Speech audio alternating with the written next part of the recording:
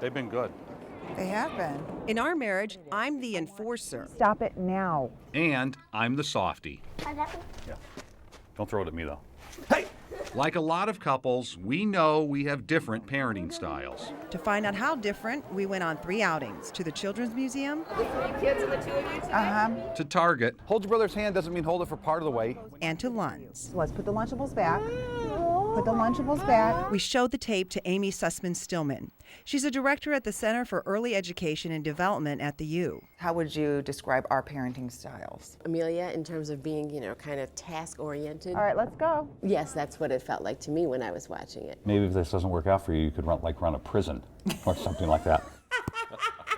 That's what I felt like a little bit. But you know what? I do have fun with them. It was clear Frank has fun with our kids. You better run, Joe. You can go outside and pick up all the dog poop now that it's warmer. No way I'm not. No way. No way. Yeah, you are, Francesca. Yeah, Francesca's the pooper scooper. Those are your chores. No, I'm not! Sometimes the jokes go too far. Don't call me Dad! Francesca, you're not. You're not.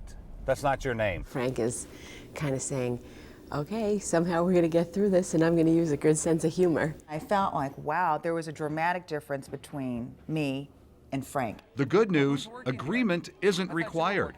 Communication is. Where's your mother? You need to make time for it. I'm just happy to be sitting. Communicate. However you can find a way. If it's sharing on email, if it's 5 minutes in the morning, whatever it is, so that you guys are staying in tune with each other. It's easy to argue. We're good at it. So are our kids. Hey, don't! Don't, Joe. Amy says it's crucial that we figure out what we agree on first. What are the things you want to make sure you absolutely agree about?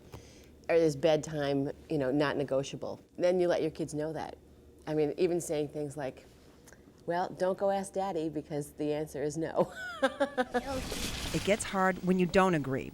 When I took the kids shopping, we bought popsicles. It's silly, but they've been a sticky issue in our house. And we agree on the big things. I mean, to me, a popsicle is not a big thing.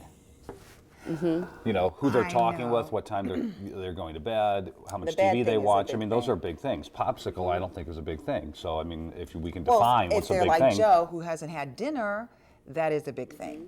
It's true. That is a big thing. If he hasn't had any dinner, which you don't even ask him, and you're like, go ahead, have 2 popsicles. Which brings us to compromise. I'm really great at compromise. Oh, yeah. Go out. It's freezing cold. Don't go outside. Go out. You're going to freeze. No, we aren't. Oh, my gosh. We pick our battles every day with our kids. Why not do the same thing with each other? So there are some places where you decide you aren't willing to compromise, so you guys really have to work it out. And then there's some places you decide it's okay. I'm going to let this go. These other things are more important. Amy recommends parents play to each other's strengths. There are some times where we know one's better at handling a situation than the other, and we kind of try and So I should share use that. the parenting commandant every now and then. Right. To my advantage. Right. The things that frustrate you that maybe don't frustrate And her. I should use your humor. At least we laugh. That's Amy's last piece of advice. Enjoy your kids and the goofy stuff they do. Otherwise, this parenting thing is going to be a whole lot harder than it has to be. Okay, let's go see him.